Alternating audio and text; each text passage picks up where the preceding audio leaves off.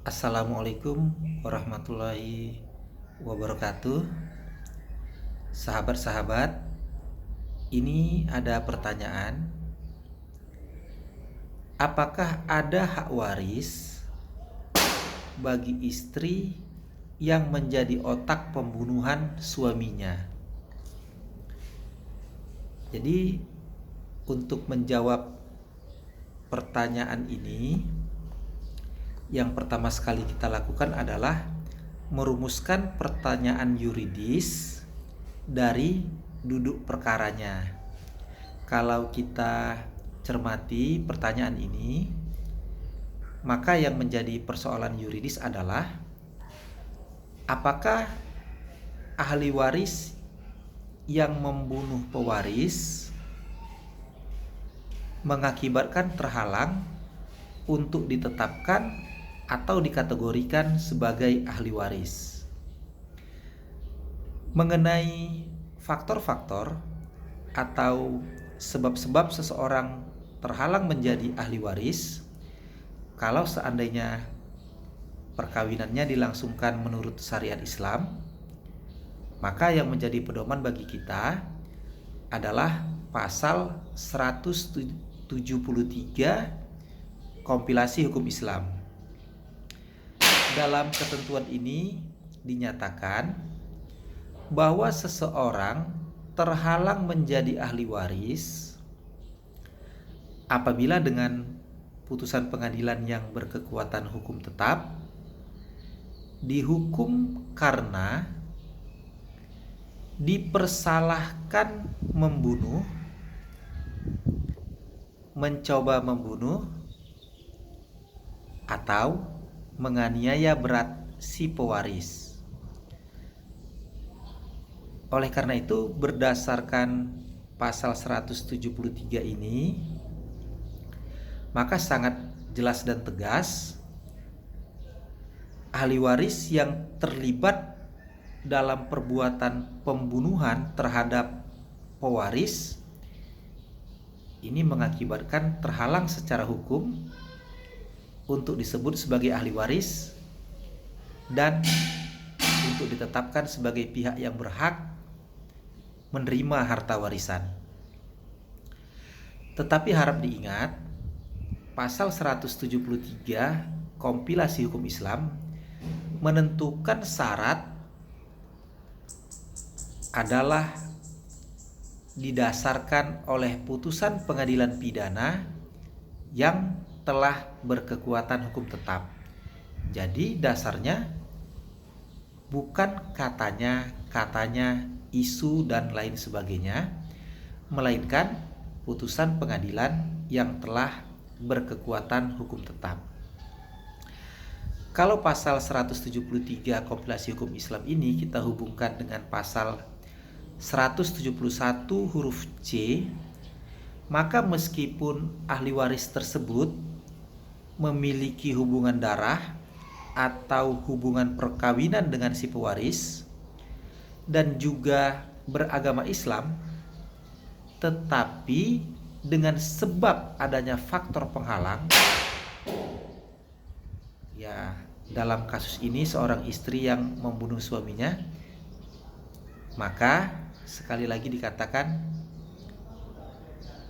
ianya secara hukum tidak dapat disebut sebagai ahli waris. Kalau seandainya perkawinannya dilangsungkan menurut selain Islam, maka yang menjadi pedoman bagi kita adalah pasal 838 Kitab Undang-Undang Hukum Perdata. Pasal ini sama seperti halnya pasal 173 kompilasi hukum Islam mengatur tentang faktor-faktor atau sebab-sebab penghalang seseorang untuk ditetapkan sebagai ahli waris. Dalam pasal 838 Kitab Undang-Undang Hukum Perdata dikatakan, ya, saya tidak hafal pasalnya, kita baca. Orang yang dianggap tidak pantas untuk menjadi ahli waris dan dengan demikian tidak mungkin mendapat warisan ialah: 1. dia yang telah dijatuhi hukuman karena membunuh atau mencoba membunuh orang yang meninggal itu. Nah, di sini ada kalimat dia yang telah dijatuhi hukuman. Jadi pasal 173 dan 838 Kitab Undang-Undang Hukum Perdata ini tidak ada perbedaan. Yang menjadi dasar hukumnya adalah putusan pengadilan yang telah berkekuatan hukum tetap. Nah, tadi pertanyaan adalah istri yang menjadi otak pembunuhan suaminya. Mengenai hal ini termasuk dalam ruang lingkup hukum pidana, tergantung kasusnya, tergantung duduk perkaranya, apakah kualifikasi perbuatan dari istri tersebut. Bisa saja mungkin yang dimaksudkan di sini otak sama dengan aktor, sehingga berkaitan dengan pasal 55 Kitab Undang-Undang Hukum Pidana dengan kualifikasi sebagai orang yang menyuruh. Ya, mungkin aja seperti itu, tergantung dari duduk perkaranya. Atau mungkin selain menyuruh, dia juga yang mendesain, merancang. Atau mungkin selain sebagai otak, bisa juga dia ikut melakukan, ya. Jadi tergantung kasusnya. Ini nantinya menjadi ruang lingkup dan tugas dari hukum pidana. Selanjutnya perlu untuk sama-sama kita ketahui bahwa meskipun istri atau ahli waris yang terhalang ditetapkan sebagai ahli waris, tetapi sepanjang itu berkaitan dengan harta bersama, istri itu tidak hilang haknya.